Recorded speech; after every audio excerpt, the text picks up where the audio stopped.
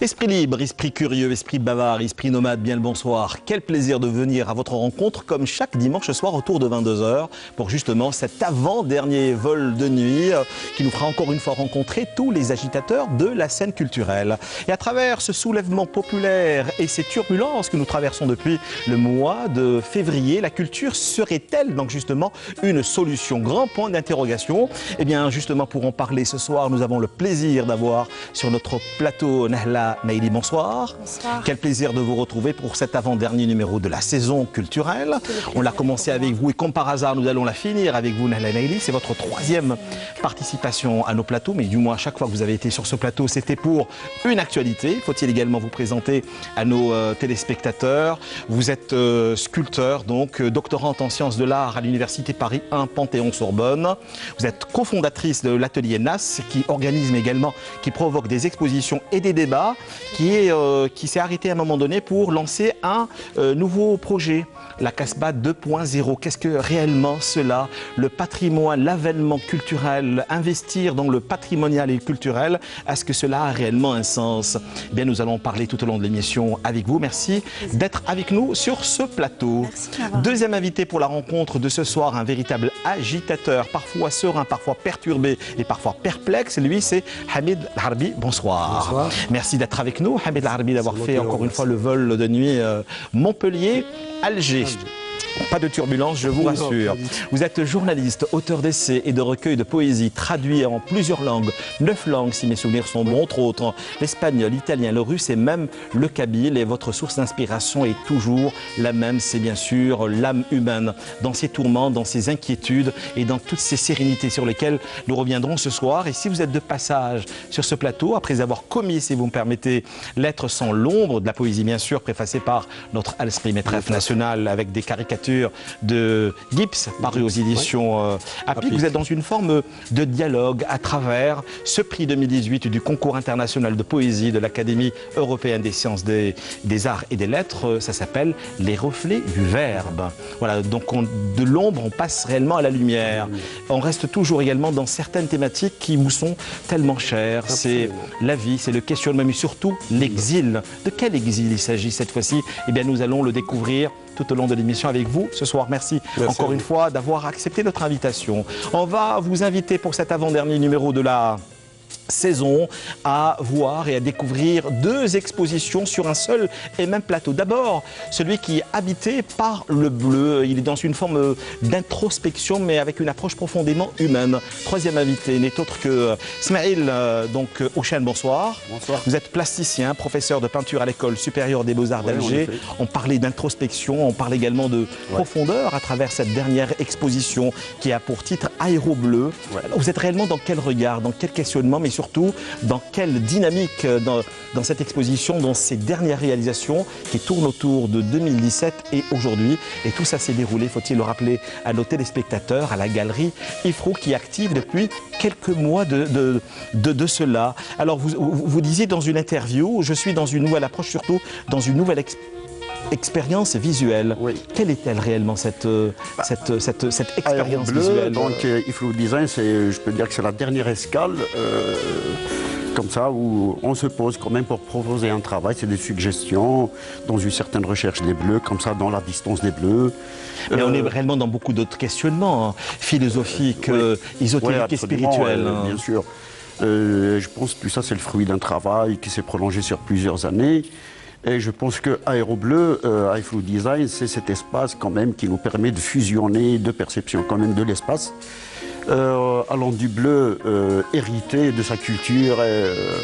De ses traditions, de ses croyances. On va y revenir, ne vous en faites pas tout au long de l'émission, à travers des images que nous proposerons à nos téléspectateurs. Et puis, quatrième et dernière escale, encore une fois, elle sera aujourd'hui visuelle à travers un bleu qui ne passe malheureusement pas par la couleur de mes yeux, mais contrairement au tableau qui est juste derrière, ce curieux que vous retrouvez depuis pratiquement une vingtaine d'années sur les ondes voyageuses de Canal Algérie. Sa dernière exposition a pour titre Le Sahara, une beauté loin d'être déserte. C'est une invitation au voyage, mais surtout une invitation à la contemplation. Quatrième et dernière invitée n'est autre que Maria Estoba, bonsoir. Bonsoir. Vous êtes artiste peintre, vous avez suivi des études à l'Académie des Arts de Moscou. Oui. Le thème de votre diplôme ne nous a pas du tout étonné, tourné autour de cette cité plusieurs fois centenaire, à savoir la Casbah d'Alger. C'était en 1987. Quel a été réellement votre premier rapport? Pardon 89 de mon diplôme. Très bien. Quel était votre rapport à l'Algérie? Nous sommes réellement dans les voyages immobiles. Et en particulier, ce qui est extraordinaire dans cette dernière exposition sur laquelle nous reviendrons, vous avez réellement échappé à toute forme d'exotisme. Et là, c'est très important pour le grand curieux que je suis. Merci en tout cas d'avoir fait une halte sur notre plateau. Je le rappelle encore une fois, Maria Estova. Donc, les turbulences et le soulèvement populaire vont nous réunir ce soir. Les défis de la révolution populaire pacifique, il en sera également question. N'oubliez pas, pour cet avant-dernier vol de nuit de la saison culturelle 2019, question-réaction cultureclub@entv.dz. Bonsoir, Nehla Neili. Bonsoir. Alors, donc, sculpteur, doctorante en sciences de l'art à l'Université Paris 1 Panthéon-Sorbonne, je le rappelle encore une fois. Si nous faisions en premier lieu, avant d'aller vers d'autres questions beaucoup plus sensibles et épineuses, le point sur toutes vos activités depuis 3 ans à l'association où, justement, j'allais pratiquement dire cet acte citoyen qui n'est autre que NAS, qui a provoqué je ne sais combien de confrontations d'idées et d'artistes et de débats au cœur même de la Casbah, sur laquelle, en tout cas, on va revenir tout au long de l'émission de ce soir. Et la Casbah, ça n'est pas réellement par hasard, c'est également le fief de votre famille révolutionnaire, les Bouhired. Tout à fait. Alors c'est un espace d'art et de culture que nous avons inauguré en 2016 avec mon jeune frère Arslan Neili, designer, et ma cousine Selma Bouhired qui était à l'époque lycéenne, mais artiste autodidacte. Notre objectif était de créer un lieu de débat, de discussion, notamment sur la question des arts et de leur rapport au patrimoine, à la revalorisation du patrimoine. Chose qui manquait terriblement chez nous, dans l'espace public. Qui était inédite pour vous dire que l'approche, c'est à l'origine de ma thèse. C'est en voyant ce manque que j'ai voulu entreprendre des recherches dans ce sens-là. C'est parce que l'artiste en Algérie n'était pas forcément considéré comme quelqu'un qui pouvait apporter des solutions, qui pouvait construire une société. Je parlais tout à l'heure avec votre il s'est dit beaucoup de choses hors antenne. Hein. On raconte les coulisses ce soir sur notre plateau. Tout à fait.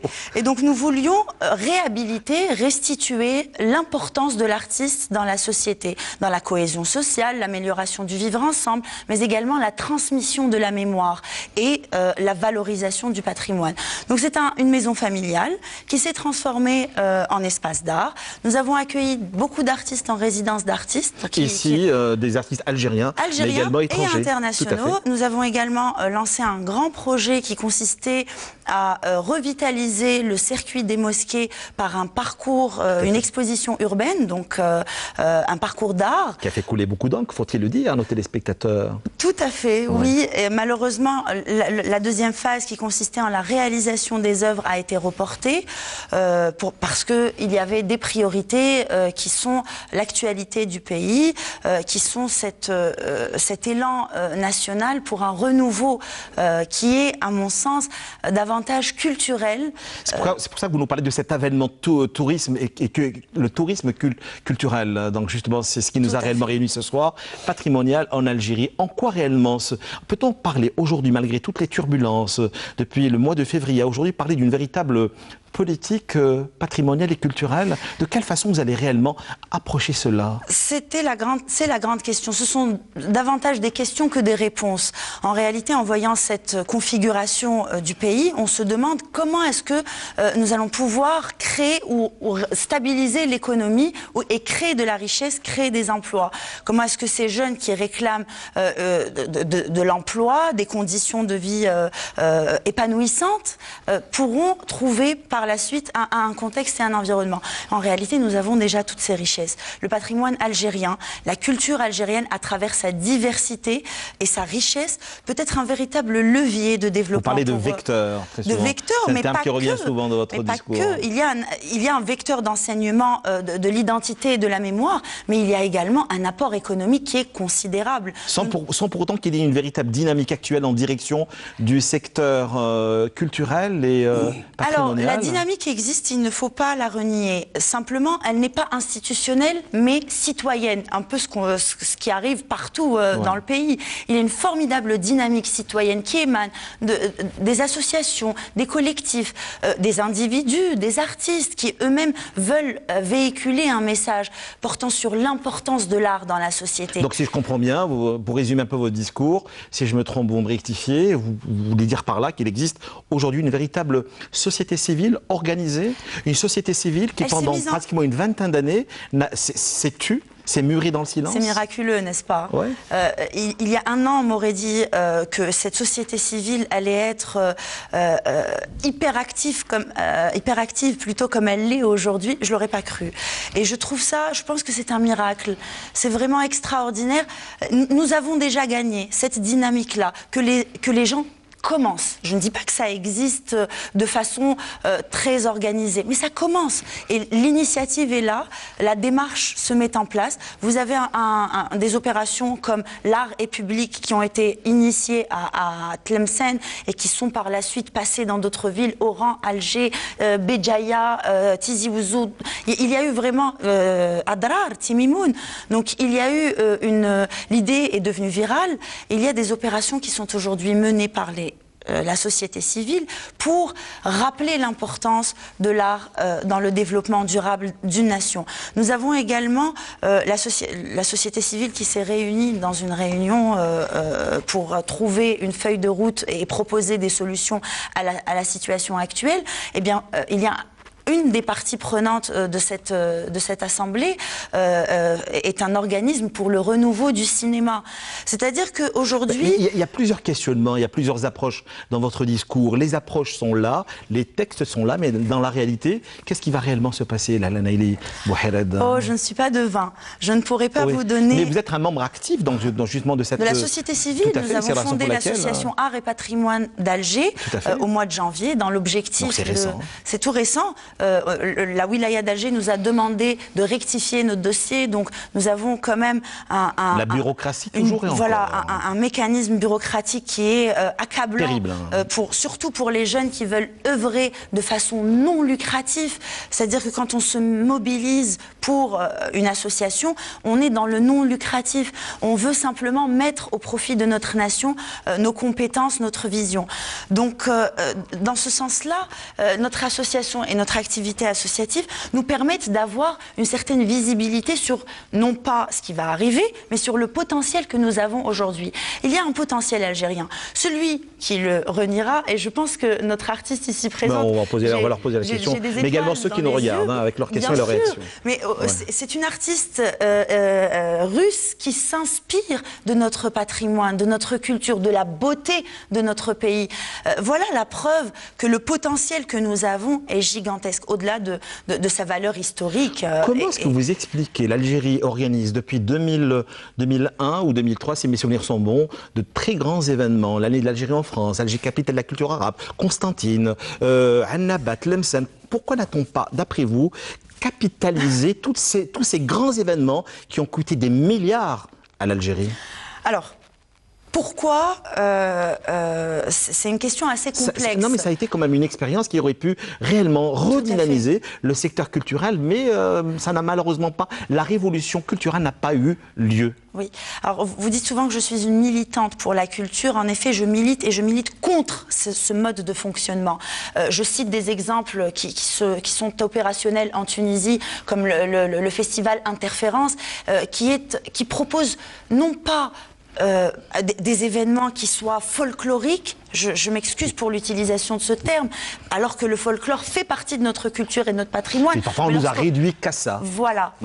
Et donc des événements comme cela, qui auraient pu être un véritable levier de développement économique, de développement socio-culturel et de développement touristique, sont passés à côté de leurs objectifs, n'ont pas eu l'écho qu'ils auraient pu avoir. Et malheureusement, quand on voit les médias et la presse actuelle, on se rend compte que par la suite, il y a eu des déviances, il y a eu des scandales, de la récupération, de la folklorisation, et je trouve ça malheureux, parce que le potentiel est là. La jeunesse algérienne, je parle de cette jeunesse parce qu'elle a un potentiel qui est inimaginable. Le pétrole à côté ne vaut rien. On n'a pas que ça. Voilà, on n'a pas que ça, mais je dis que... Il y a des idées, il y a une jeunesse, il y a un potentiel, il y a surtout des enjeux, vous en parliez à l'instant, des enjeux politiques, économiques extraordinaires. Hein. Totalement. Quand on voit... J'avais apporté quelques chiffres sur le tourisme mondial. Pour 2018, le bassin méditerranéen était classé premier des destinations. Il faut savoir que c'est le 3e secteur économique au monde, hein, et que l'industrie culturelle et créative apporte 3,6% du PIB mondial. Donc ce sont des chiffres énormes. L'Afrique est classée 2e en taux de croissance de cette industrie, avec un taux de croissance qui s'élève à 13,9% de façon annuelle. Mais quelle est la part de l'Algérie dans ce marché?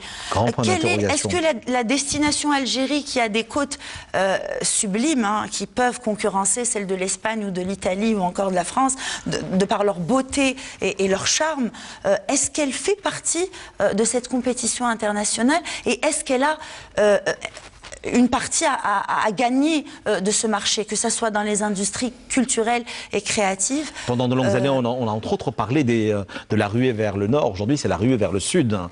Voilà un potentiel dont on ne parle jamais. Pour évoquer un documentaire réalisé par Arte, c'est surtout la ruée vers l'art. Ouais. Aujourd'hui, nous ruons, quand je dis nous, c'est le monde, vers l'art, parce que c'est un secteur stable, parce que c'est un secteur qui est productif, qui est à l'origine d'emplois, à l'origine d'une certaine paix sociale, puisque quand on fréquente des lieux culturels, quand on va à des expos, quand on va à des musées, au cinéma, forcément, eh bien, nous respectons nos voisins, nous n'agressons pas les filles dans la rue, nous sommes quand même dans une dynamique qui est beaucoup plus sereine et positif. Et dans ces conditions, Nahla Naili Bouhired, alors, franchement, j'imagine que ceux qui nous regardent doivent se poser la question suivante. Qu'est-ce que le tourisme culturel et patrimonial? Quels en sont les enjeux aujourd'hui? Et pourquoi investir dans un tourisme, entre parenthèses, dans un secteur qui n'a absolument jamais donné à ce pays? Il aurait pu. Oui, en tout cas, il aurait pu. Et les textes juridiques existent, c'est-à-dire que l'Algérie détient ce qu'elle appelle le plan qualité tourisme Algérie. Ce sont des stratégies, puisqu'elle est signataire des objectifs millénaires de l'ONU, qui sont les ODD, les objectifs de développement durable. Donc l'Algérie a pris l'engagement d'essayer de réaliser ces objectifs, à travers lesquels le tourisme est très important, puisqu'il représente un secteur économique, puisqu'il crée de l'emploi, des richesses et améliore le vivre ensemble. Donc l'Algérie aujourd'hui a le texte qu'il faut, mais n'a peut-être pas mis en œuvre ce qu'il fallait pour le réaliser. Et quand je parle de tourisme culturel et patrimonial, je parle d'abord d'un tourisme qui n'a pas spécialement besoin d'infrastructures. Parce que quand on est amateur de patrimoine, forcément... Non, mais nous avons besoin de cela. Bien sûr que nous avons besoin de cela. Politique culturelle, touristique, urbanistique, architecturale, des débats que nous avons provoqués tout au long de l'année. Mais qui dit justement secteur touristique et patrimonial, dit d'abord, on en parlait à l'instant, des enjeux colossaux, des formations, des microcrédits, mettre en place un véritable système de suivi dont on n'a malheureusement jamais parlé pendant ces 20 dernières années. Comment vous allez aborder et approcher cela? Alors, je pense que c'est un travail participatif. Je pense que nous devons tous nous y mettre. Je ne vais pas l'aborder toute seule. Le ministre du Tourisme ne va pas l'aborder tout seul. Quel que soit, c'est un projet participatif. Et d'ailleurs, l'un des objectifs du développement durable, c'est justement de monter des projets tous ensemble. La société civile, le secteur public et le secteur privé. Donc, je pense que pour répondre à comment, il faut se poser, faire appel à ces universitaires, faire appel à tous ces gens du secteur qui travaillent et qui connaissent les véritables contraintes du terrain, et essayer d'élaborer une stratégie, une ligne directrice commune pour regagner ce marché, que ce soit dans le bassin méditerranéen ou en Afrique, que ce soit le tourisme culturel, le tourisme patrimonial ou le secteur de la culture. Donc il faut vraiment se concerter. C'est un travail de concertation, de dialogue, d'élaboration et de conception sur la base des richesses que nous détenons et qui sont des richesses patrimoniales. C'est l'un des défis de la révolution populaire pacifique aujourd'hui ? Je pense, oui. En tout cas... La relance bien sûr, nous le voyons clairement à travers les réseaux sociaux, à travers les différentes campagnes menées sur le terrain.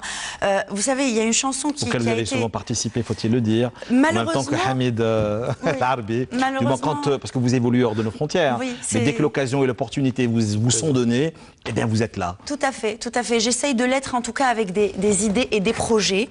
Et quand on voit ce qu'a apporté la culture et l'art à la Révolution, il vous suffit d'écouter la chanson Libérer l'Algérie, qui a été produite par Safi Boutella et un collectif d'artistes algériens.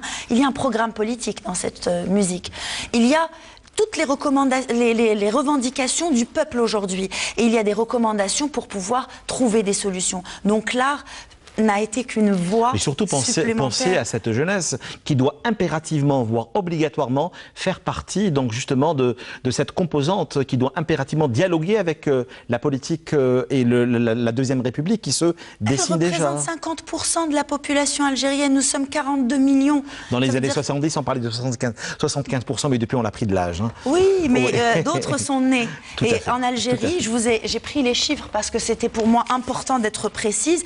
Il y a 23,31% de la population qui a moins de 14 ans et 65,04% de la population qui a entre 15 et 64 ans. C'est formidable. Ce n'est qu'avec cette jeunesse que nous pourrons faire avancer notre pays. Votre discours et vos projets sont réellement pris en charge, écoutés, compris? Je ne sais pas. J'essaye en tout cas de les communiquer avec le plus de facilité possible parce qu'étant donné que ma thèse a une certaine dimension scientifique, c'est assez compliqué d'introduire l'art comme une science dans notre société puisque nous ne le reconnaissons même pas comme étant une valeur sûre. Pour la société algérienne, et il faut le dire comme ça, c'est peut-être un peu difficile de l'entendre, mais les artistes ne sont pas reconnus pour leur valeur au sein de la société qui est fédératrice. Pas seulement les artistes, les citoyens aussi. Hein. Aussi, bien sûr, mais les artistes... J'ai comme l'impression que vous avez eu entre les mains l'ouvrage de Hamid Larbi qui s'appelle Les reflets du verbe, je le rappelle encore une fois, parce qu'on est dans cette forme de transition bouleversante et douloureuse aussi. Bien sûr, la transition est toujours, le changement est toujours douloureux, quel qu'il soit. Nous sommes humains. Vous renvoyez vers un autre poète qui disait « Tu enfanteras dans la douleur ». Mais des choses sont... Bien sûr, mais la douleur, vous savez, Rumi dit que le chemin le plus court pour arriver à Dieu est la douleur. Donc je pense que la douleur a quand même un enseignement à nous donner. Et, simplement, il faut être confiant. Simplement, il faut se dire « Nous pouvons y arriver ». Aujourd'hui, la société algérienne, elle nous l'a démontré, elle nous l'a prouvé à travers les manifestations qui ont commencé le 22 février. Il y a quand même une maturité, il y a une conscience politique du peuple algérien qui est inédite et exceptionnelle. Il devient lui-même... si vous voulez, il surveille ce qui ne doit pas être là pour que les revendications soient claires. Tout ce qui est contraire... Le Hirak veille. Le Hirak veille, et je trouve ça sublime parce que quand vous voyez dans une manifestation, dès qu'il y a des perturbateurs, ce sont des manifestants qui les isolent et qui les sortent même si le mouvement, même si on a essayé de récupérer ce mouvement-là, hein, oui, à un moment donné, c'est récent, mais... oui, alors justement, cette question identitaire, la question identitaire est au cœur, je pense, de mon discours.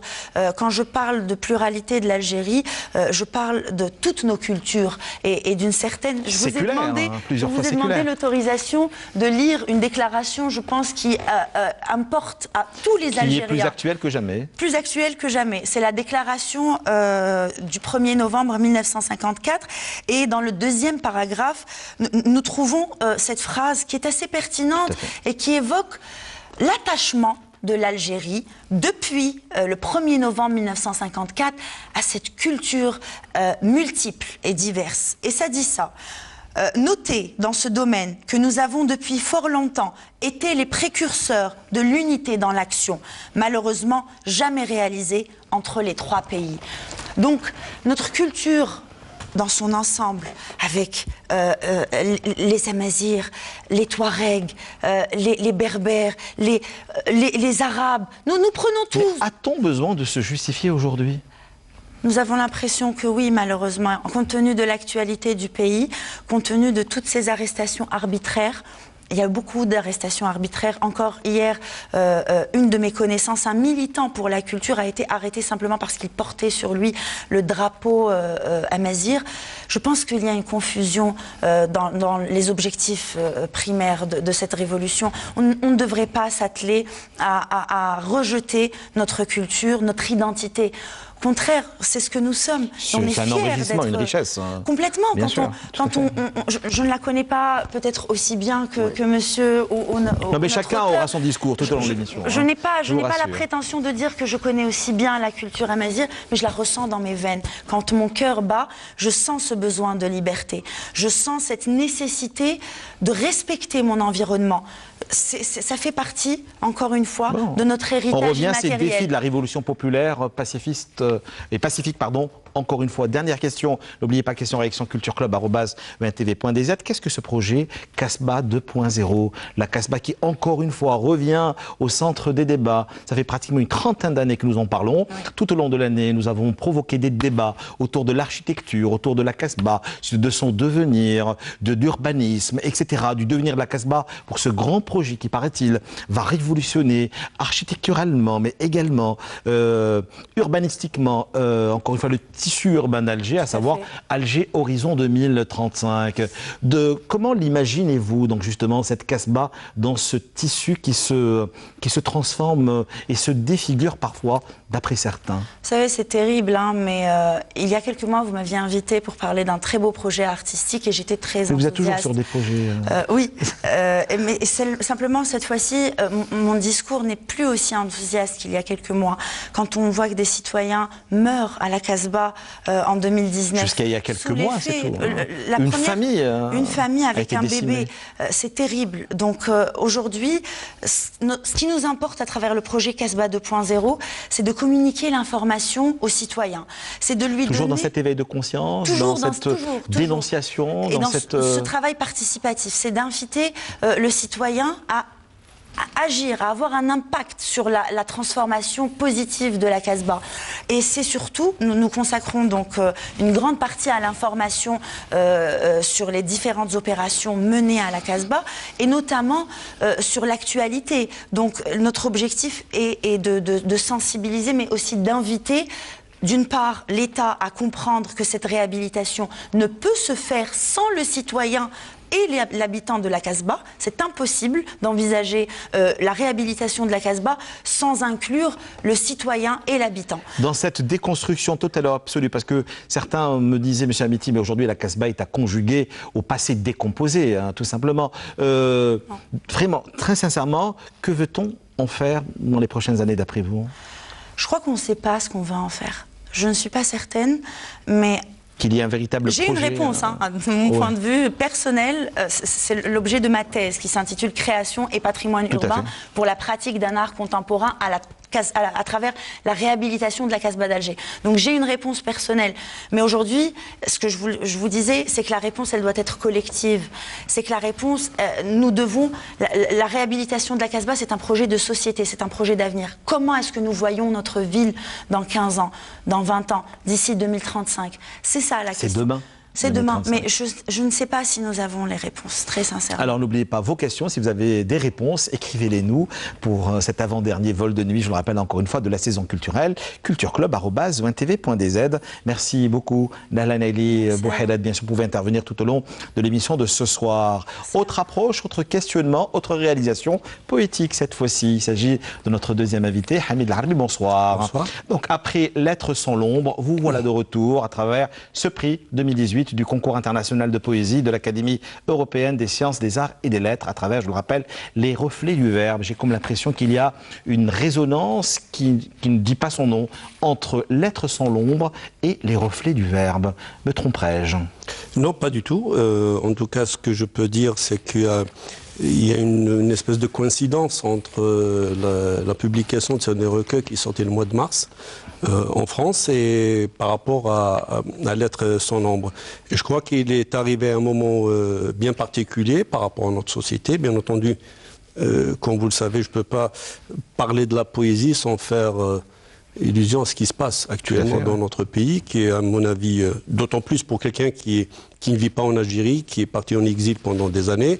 Et donc le premier sentiment, quand il y a eu le 22 février jusqu'à nos jours, et vous avez fait illusion que j'ai eu l'occasion de venir à Alger pour sentir cette émotion, ces sensations que parmi le peuple algérien, le premier sentiment pour quelqu'un qui a vécu loin de l'Algérie, c'est un sentiment de fierté.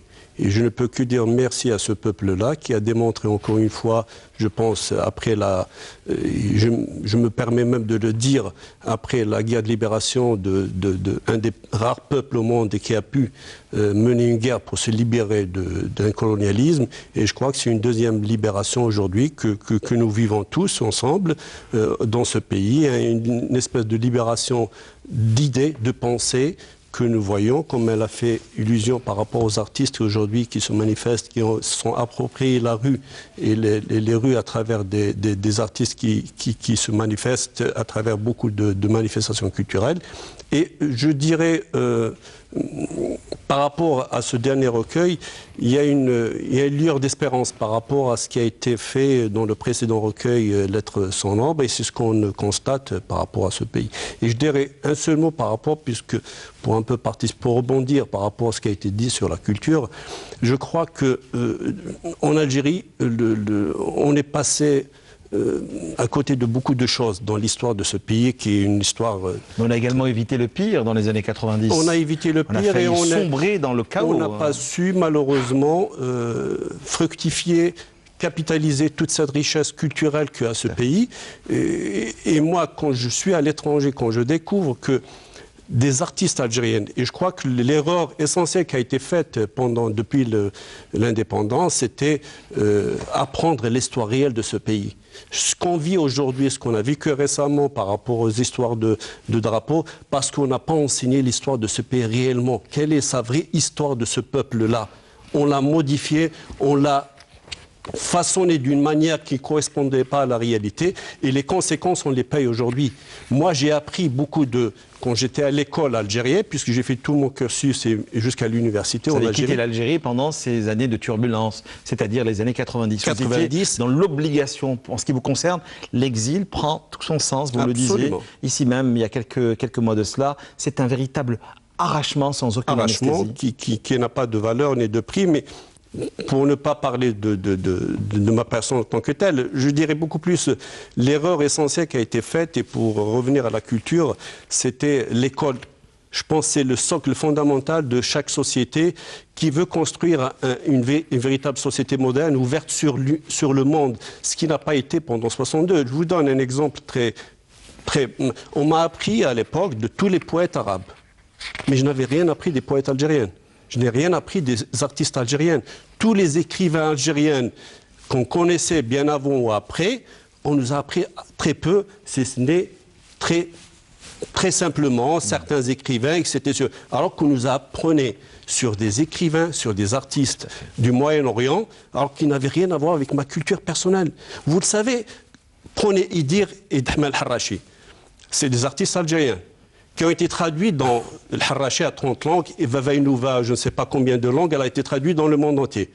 On est obsolète par rapport à ça, alors que on cherche à comprendre d'autres cultures qui n'est pas la nôtre, alors que notre culture, on a encore cette mentalité, et je le pense du fond du cœur, cette mentalité du colonialisé. On continue à se sentir un complexe d'infériorité par rapport à d'autres, alors qu'on a toutes les richesses du monde, d'un pays qui peut être envié par rapport à un patrimoine culturel, matériel et immatériel, qu'on ne peut pas, inestimable. Ouais, je disais tout à l'heure dans les discussions, vous prenez, moi j'ai été dans des musées à Alger qui étaient fermés, malheureusement. Il n'y avait aucun visiteur. Vous prenez le musée de Louvre, il accueille chaque année 12 millions de visiteurs.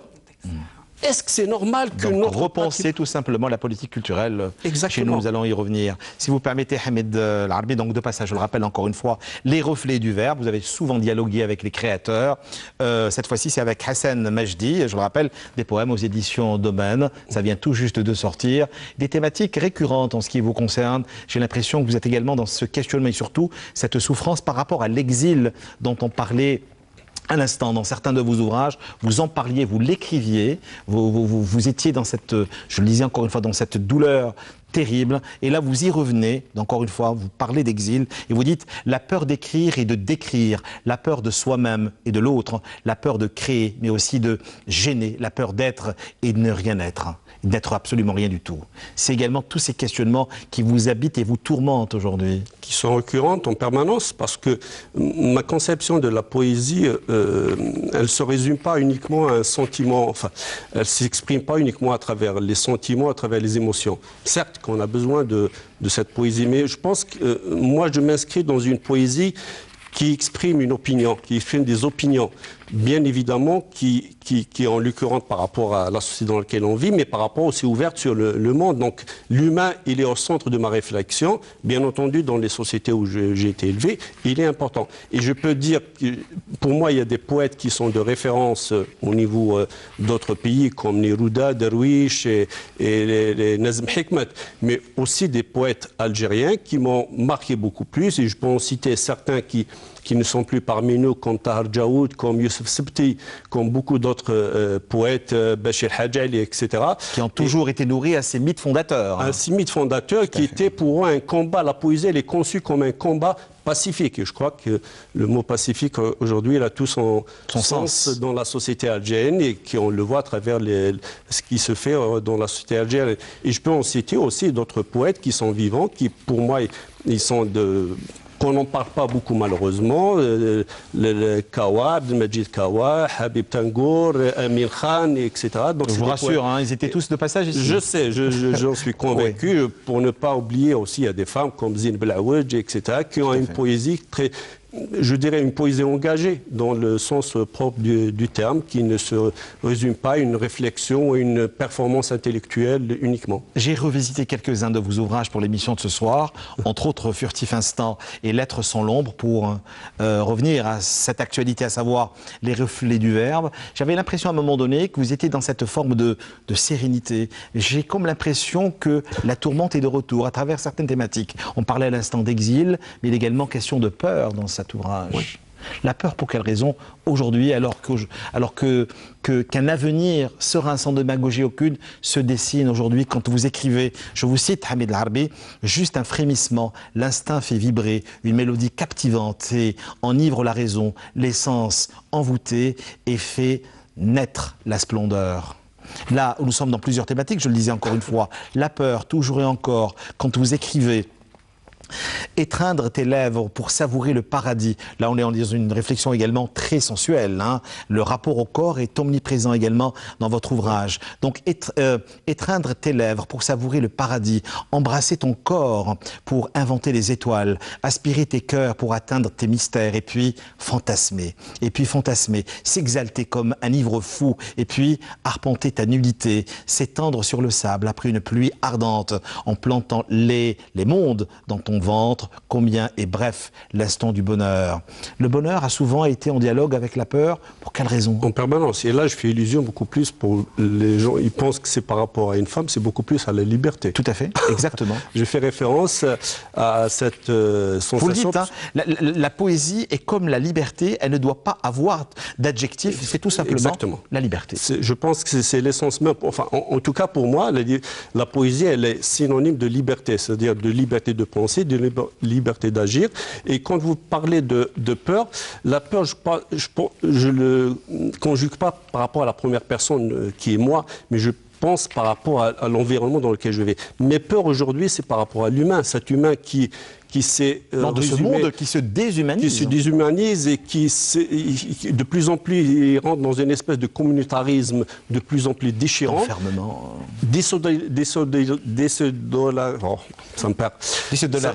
Voilà, vous m'avez contaminé.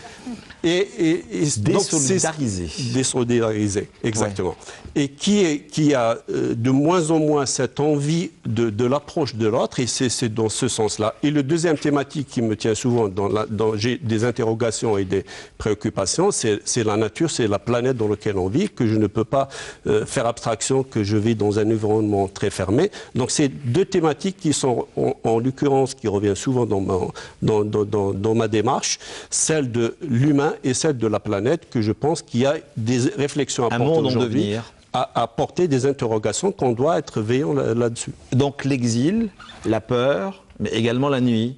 C'est également une autre thématique que vous avez abordée dans ce dernier ouvrage, Hamid Larbi, quand vous nous dites, vous nous invitez à pénétrer vos univers, et vous dites à la page 38, des romances absorbées par la passion qui fondent et fondent un univers, des romances qui méditent, une méditée murmure à voix infime, un langage du désir, et dénonce les paroles, et il murmure derrière ce mur du silence absolu.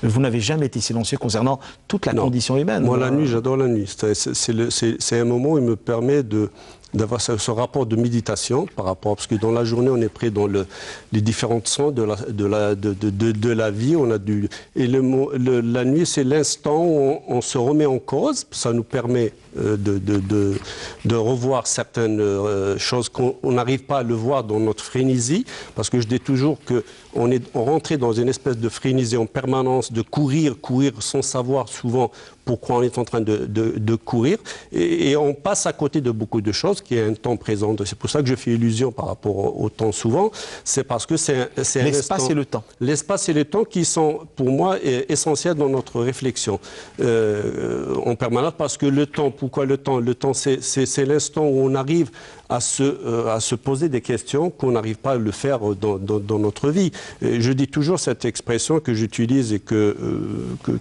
je dis toujours, autant être otage de son présent que d'être victime de son passé ou de son futur. C'est-à-dire, on ne peut pas vivre dans un passé éternellement, dans une espèce nostalgique qui n'existe plus, ni on ne peut pas se projeter dans un futur en permanence sans savoir, alors que la victime dans tout ça, c'est le présent. C'est-à-dire, on ne le vit pas en tant que tel. Et je crois que c'est valable que ce soit pour l'individu, que ce soit pour la société. La société qui n'arrive pas à se construire autour d'un temps bien déterminé dans lequel elle vit, elle n'aura aucun projet d'avenir. On ne peut pas se regarder en permanence dans le passé, ce qui nous arrive malheureusement dans la société algérienne, y compris dans beaucoup de pays. On vit dans une espèce de nostalgie, souvent bien une forme de dépassé, dont on fait des références à des morts, on fait des références à un passé qu'on ne sait même pas, on ne peut même pas confirmer s'il a vraiment existé en tant que tel, mais on oublie notre présent. Les gens aujourd'hui vous tiennent un discours de quelque chose qui est passé, sans en tenir compte de ce que moi je veux parler des vivants, je ne veux pas parler des morts. Je veux continuer aujourd'hui, je pense que chaque société, elle est capable de produire des personnes et qui ont des capacités intellectuelles à construire leurs projets pour l'avenir. Je n'ai pas besoin de quelqu'un qui me refait en arrière de me parler des gens qui n'existent plus, ou des réflexions, des citations, ou je ne sais quoi d'autre, qu'on passe en permanence, on vous dit telle chose a été faite dans le passé, alors que j'ai envie de vivre mon présent se projetant dans le futur. Hamid Larbi, Les Reflets du Verbe, je le rappelle encore une fois, c'est de la poésie aux éditions Domaine. Et avec vous, on écouterait également des voix. Là, nous sommes presque à la fin de l'aventure de votre ouvrage. Vous vous dites, le jour s'enfuit et la nuit le suit. L'existence s'envole aussi, emportée par la brise du temps. Les saisons s'évadent incroyablement et se dérobent sans faire de bruit. Des intervalles interminables de solitude, d'ennui et quelques secondes de joie. Le passé des vies monotones, le présent des œuvres éphémères, le futur des sublimes fictions. Où vas-tu ainsi? Que fais-tu de moi? La lassitude de l'apparence, à suivre le hasard, l'errance des désirs, seules les paroles résonnent contre le mur, l'impossible est plausible en fin de compte. Oui. Je pense que les paroles ont une puissance extraordinaire.